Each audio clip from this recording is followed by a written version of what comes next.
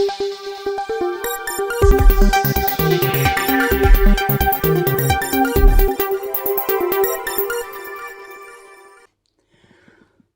नमस्कार, सत श्री अकाल। आप देख रहे हैं किताब रिव्यू। अभी मेरे हाथ में जो किताब है इसका नाम है बेसाहिल दरिया, डॉक्टर इफ़्फ़त ज़रई का शेरी मजमुआ। ये किताब बरसों पहले उन्होंने ख़ुद नाचीज़ को पेश की थी और इस किताब की इशाअत अव्वल 1998 में हुई, तादाद 500, और इसे मुशीर झंझानवी एकेडमी ने इसे शाया किया था। और ये इफ़्फ़त ज़रई साहबा की ये किताब, आप जानते हैं कि मुशीर झंझानवी साहब के दफ्तर नेक अख्तर हैं, और ज़ाहिर है कि मुशीर साहब का फैज़, मुशीर झंझानवी साहब दिल्ली के चितली कब्र पे अपने एक बहुत खूबसूरत से मकान में रहते थे, और मेरा उनसे मिलना जुलना, मेरा उनसे ताल्लुक़ 1989-90 में हुआ, और हमेशा उनकी सोहबत से मैं फैज़याब रहा। कभी उनसे मैंने इस्लाह नहीं ली, वैसा कोई मौका नहीं था, लेकिन यह है कि वो उनकी गुफ्तगू हमेशा ज़बान के रुमूज़ व अफ़कार से लबरेज़ रहती थी। बहुत गहरी और ख़ूबसूरत ज़बान वो जानते थे, ज़बान के शायर थे, लहजा निगार थे। उनकी दफ्तर के यहाँ भी ज़बान का कमाल दिखाई देता है। और मुझे इस किताब को आज बरसों बाद ये मेरे सामने आई। इस किताब की जो ख़ास बात जो पहले मैंने नोट की थी वो थी कि उनकी गज़ल के मतले बहुत खूबसूरत हैं।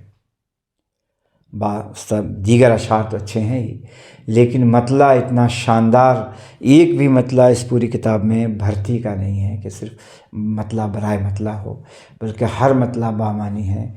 अगर कोई साहब नज़र उनके कलाम का गहराई से मुताला करे तो वो उनके उन मतलों पर ही, जैसे मीर के 72 नश्तर हैं, वैसे उनके मतलों के भी 50 या 100 ऐसे मतले निकलेंगे जिन पर एक मुकम्मल किताब लिखी जा सकती है। या कोई रिसर्च स्कॉलर लिखे और समझने की कोशिश करे तो उन्हें पता चलेगा कि क्या एहसासात के वो मोती हैं जो उन्होंने लफ्ज़ों की शक्ल में पिरो दिए हैं। उनके कुछ अशार आपको हाज़िर करता हूँ। देखें, पुराने वक्तों के पत्थर ख़रीद लाते हैं, पुराने वक्तों के पत्थर ख़रीद लाते हैं, हम अपने दौर के ज़ेवर ख़रीद लाते हैं। और देखें कि सैलाब ने ज़मीं को तो हमवार कर दिया, नदी अगरचे रेत के तोदों में बट गई। आप ज़बान की सलासत देखें। यहाँ ये न देखें कि इफ़्फ़त ज़रई एक ख़ातून हैं, बल्कि आप ये देखें कि वो बहैसियत शायर कैसी गहरी नज़र है ज़बान पे, कितना कैसा काबू है उन्हें, किस तरह की मास्टरी है उन्हें ज़बान पे। दूर तक साहिल पे दिल के आबलों का अक्स था, सुभान अल्लाह। दूर तक साहिल पे दिल के आबलों का अक्स था, किश्तियाँ शोलों की दरिया मोम के बहते रहे। ये वो अशार हैं जो उर्दू शायरी की शनाख्त हैं। दीगर ज़बानों के मुकाबले अगर उर्दू के अशार को पेश करना हो तो इस किस्म के अशार, इस मायार के अशार पेश किए जा सकते हैं। हसीन यादों के चुपके से ज़हनो दिल पे मेरे, ये किसने डाल दिए हैं नकाब मौसम के। अनगिनत यादें हमारे साथ थीं, हम ही ज़र्री खुद अकेले हो गए। आप देखें, दिल्ली की शायरा जब शेर कहती हैं किस तरह कहते हैं, मेरी तन्हाई मुझको सुन रही है, अकेली आरज़ू कुछ बुन रही है। ये एक ऐसी कैफियत है जिसे किसी बड़ी तशबीह और अलामत के बग़ैर ये बात कही गई है। और अलामत तो है भी इसके अंदर, लेकिन कितनी आसानी से सहले मुमतना में कितनी खूबसूरती से ये बात कही। ایسا لگتا ہے جیسے عفت زرنی نہیں، میر کی زبان میں یہ شعر ڈھل رہے ہیں۔ اب تو تنہائیاں راس آنے لگیں، لمحے گنتی میرے دل کی دھڑکن رہی، لمحے گنتی میرے دل کی دھڑکن رہی۔ ان کی کتاب پہ پروفیسر قمر رئیس صاحب نے بھی ایک تعارفی نوٹ لکھا ہے، اور ہم سب واقف ہیں، اردو داں حضرات واقف ہیں کہ پروفیسر قمر رئیس ایک البیلے نقاد تھے، اور اپنے دور کے دانشوروں میں ان کا شمار ہوتا تھا۔ عالمی ادب پر ان کی گہری نظر تھی۔ ہندوستان کے علاوہ وہ روس اور دوسرے ممالک کا بھی انہوں نے دورہ کیا تھا، دیگر ممالک میں بھی ان کے لیکچرز ہوئے تھے۔ ہندوستان میں بھی ان کے ہزاروں شاگرد رہے ہیں جنہوں نے ان سے فیض حاصل کیا ہے یا ان کے زیر سایہ اپنی تعلیم مکمل کی ہے۔ ان کے چند سطریں دیکھتے ہیں۔ یہ قمر رئیس صاحب نے عفت زرنی پر لکھا ہے، تو یہ عفت صاحبہ کے لیے یہ ایک سند ہے۔ انہیں مزید بہت سارے یا ہم جیسے معمولی لوگوں کے کسی سند کی ضرورت نہیں۔ میرے اس تبصرے سے یا میرے اس تعارفی ٹاک سے وہ ان کی شاعری کا مقام طے نہیں ہوگا۔ ان کی شاعری کا مقام طے ہوگا پروفیسر قمر رئیس صاحب جیسے لوگوں کے قلم سے جو موتی بکھر گئے ہیں، ان سے ان کا شعری مقام طے ہوگا۔ آپ دیکھیں، میں ان لوگوں میں ہوں جو سمجھتے ہیں کہ ایشیا خصوصاً بر صغیر میں عورت کی ذہنی ساخت، جذباتی رویوں اور تخیلی رسائیوں میں خاصا فرق ہوتا ہے، اور اس کا بنیادی سبب معاشرے کی پسماندگی اور جاگیرداری رشتوں کا تسلط ہے۔ آرٹ اور ادب کے میدان میں امتیاز حاصل کرنے والی خواتین کی کمی کا سبب بھی تعلیم میں ان کا پچھڑا پن اور گھریلو ذمہ داریوں کا بوجھ رہا ہے۔ لیکن یہ عجیب صورتحال ہے کہ آج کے ہندوستان میں جہاں خواتین کی تعلیم کا اوسط بڑھا ہے اور جاگیرداری کے خاتمے کے بعد اس نظام کی فرسودہ قدروں پر ضرب لگی ہے، کم از کم اردو میں پاکستان کے مقابلے میں معتبر اور خوش قامت شاعرات کی کمی ہے، جبکہ ہم جانتے ہیں کہ سرحد کے اس پار جاگیرداری نظام اپنی تمام صفاقیوں کے ساتھ قائم ہے، اور وہاں لڑکیوں کی تعلیم کا اوسط بھی نسبتاً کم ہے۔ ایسا نہیں ہے کہ ہندوستان میں اچھی شاعرات کا قحط ہو۔ ہمارے ہاں شفیق فاطمہ شیری، ساجدہ زیدی اور زاہدہ زیدی نے ہم عصر شاعری میں اپنے لیے ایک منفرد مقام پیدا کر لیا ہے، لیکن آزادی کے بعد جنم لینے والی شاعرات، ان سے قطع نظر جو اپنی مدھر آواز سے مشاعروں کو گرماتی ہیں، کوئی اس معیار و اعتبار کے زمرے میں نہیں آتی۔ کیا اس تفاوت کا سبب تو یہ نہیں کہ سرحد کے اس پار آزادی فکر و اظہار، انسانی حقوق اور خصوصاً طبقہ نسواں کے حقوق اور آزادی کو ہندوستان کے مقابلے میں کہیں زیادہ بے دردی سے پامال کیا گیا ہے۔ اس جبر و بیداد کے خلاف فہمیدہ ریاض، ادا جعفری، کشور ناہید وغیرہ انسانی حقوق کی بحالی کی جدوجہد میں شریک ہوئیں، جبکہ ہمارے یہاں اس طرح کی کسی تحریک نے زور نہیں پکڑا۔ بہرحال سبب جو بھی ہو، اس واقعے سے انکار آسان نہیں ہے۔ یہ حقیقت پر مبنی بیان ہے کہ ہندوستان میں جمہوریت کی جڑیں چونکہ مضبوط ہیں، اس لیے یہاں وہ سوائے ایک سن 75 کی ایمرجنسی کے اور کوئی ایسا موقع نہیں آیا جہاں نظام کے ساتھ، حکومتی نظام کے ساتھ عوام میں اس قسم کا تصادم ہوتا ہوا نظر آئے۔ یہاں بھی لوگ یکجا ہوتے ہیں، اپنے سوال اٹھاتے ہیں، یہاں بھی ڈیمانسٹریشنز کرتے ہیں، لیکن ہمارے ہندوستان کی چونکہ ڈیموکریسی بہت مضبوط ہے، اسی لیے دیگر ممالک سے اس کا مقابلہ عام طور پر نہیں کیا جانا چاہیے۔ بالکل صحیح لکھا ہے کہ جہاں پہ حالات اینٹی پیپل ہوں، وہاں پر شاعر اور مزاحمتی شاعری بھی بڑی وسعت کے ساتھ وجود میں آتی ہے، بڑی طاقت کے ساتھ آتی ہے۔ پہاڑی ندی کی طرح ایک فورس کے ساتھ آتی ہے. ہمیں اس کے نمونے پڑوسی ملک کی شاعرات کی شاعری میں ملتے ہیں.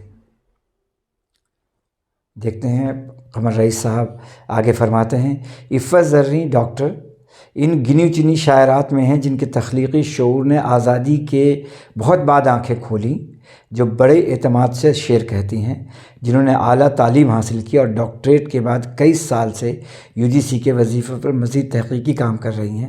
مجھے فخر ہے کہ یہ میری ان طالبات میں ہیں جو اعلیٰ درجے کی تخلیقی صلاحیتوں سے بہرور ہیں اور جنہوں نے خانگی ذمہ داریوں کے باوجود اپنے تخلیقی فکری چراغ کی لو اونچی رکھی، یہاں تک کہ تحقیق و تنقید کی سرد ہواؤں نے بھی اس شعلے کی آنچ کم نہ ہونے دی. عفت زریں کے والد مشیر جھنجھانوی مرحوم میرے بزرگ اور دلی کے بہت مقبول اور معتبر شاعر تھے. ان کے گھر میں شعراء اور ان کے تلازمے کا ہجوم رہتا تھا. زریں کی والدہ دہلی کی بیدار ذہن سیاسی اور سماجی کارکن تھیں. عفت زریں کی تعلیم و تربیت بلا شبہ شعر و شاعری کے فضا اور روشن خیالی کے ماحول میں ہوئی. ذہین اور حساس ہونے کی وجہ سے وہ اپنے ماحول سے اثرات قبول کرتی رہیں جو ان کے متوازن تخلیقی مزاج سے مناسبت رکھتے تھے. بالکل کم الفاظ میں جو ان کا طر امتیاز ہے قمر رئیس صاحب کا، انہوں نے عفت زریں صاحبہ کا اور ان کے کلام کا، ان کے معاشرتی اور گھریلو پس منظر کا ذکر کیا. آئیے ان کے کچھ اشعار بھی دیکھتے ہیں، اور میں چاہوں گا کہ جس طرح مجھے ان کے مطلع پسند ہیں ان کے غزلوں کے، وہ میں آپ کو حاضر کرتا ہوں. جسم سے روح باہر بھٹکتی رہی، اپنے زخموں کو آنچل سے ڈھکتی رہی. ایک دوسرا مطلب دیکھیں. دل نے زخموں کا کوئی نقش سنوارا ہی نہیں، لوٹ آتا وہ مگر ہم نے پکارا ہی نہیں. ہم اپنے زخم اجالوں کی زد میں رکھتے ہیں، نظر کے شیشے خیالوں کی زد میں رکھتے ہیں. یہ سونا گھر مجھے ڈسنے کو آئے، کوئی اس طرح کیوں پردیس جائے. رات کی چادر میلی میلی، ساتھ میں سپنے پھر بھی اکیلی. اب اکیلے ہی بسر ہونے لگی، زندگی یوں مختصر ہونے لگی. اس غزل کے اور اشعار دیکھتے ہیں. غم نے یادوں کی فصیلیں توڑ دیں، دل کی بستی پھر کھنڈر ہونے لگی. دل کا پتھر پانی پانی ہو گیا، بوند آنکھوں میں گہر ہونے لگی. سبحان اللہ. دل کی دھڑکن آپ تک محدود تھی، کیوں زمانے کو خبر ہونے لگی. قربتیں محرومیاں ناکامیاں، آرزو نامعتبر ہونے لگی.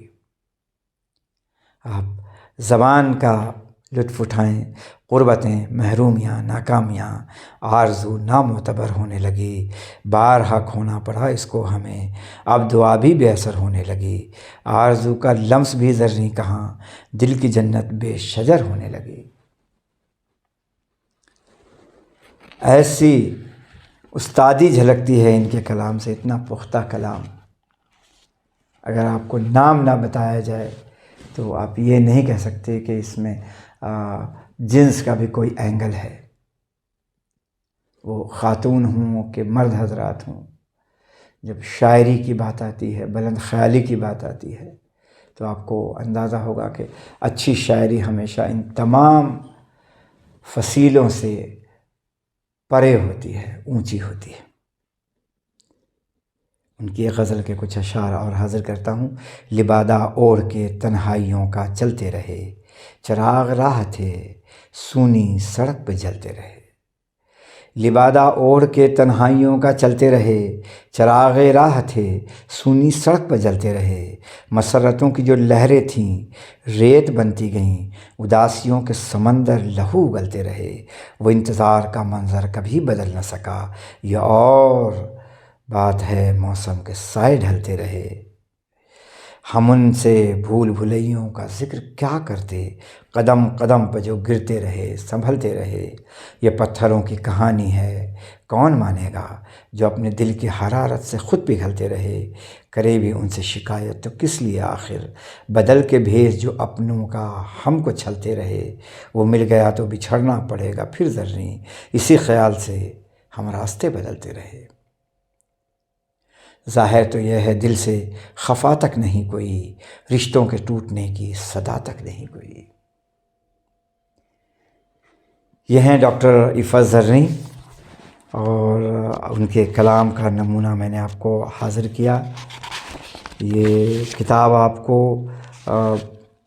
149 150 یعنی 152 صفحات پر مشتمل یہ کتاب آپ کو اردو کے تمام بڑے بک سیلرز کے یہاں بک ڈسٹریبیوشن سینٹرز پہ کتاب مل جائے گی، اور اس کی قیمت انہوں نے 80 روپے رکھی تھی، جو اس زمانے کے 1998 کی بات ہے، تو ابھی سے 25 سال پہلے کا یہ شعری مجموعہ یقیناً میری لائبریری میں ہے، اور میری لائبریری کی شان ہے۔ میں اس پہ ناز کرتا ہوں کہ محترمہ نے یہ کتاب مجھے میرا نام لکھ کر دستخط کر کے مجھے کتاب پیش کی تھی، اور میں ان کو مبارکباد دیتا ہوں۔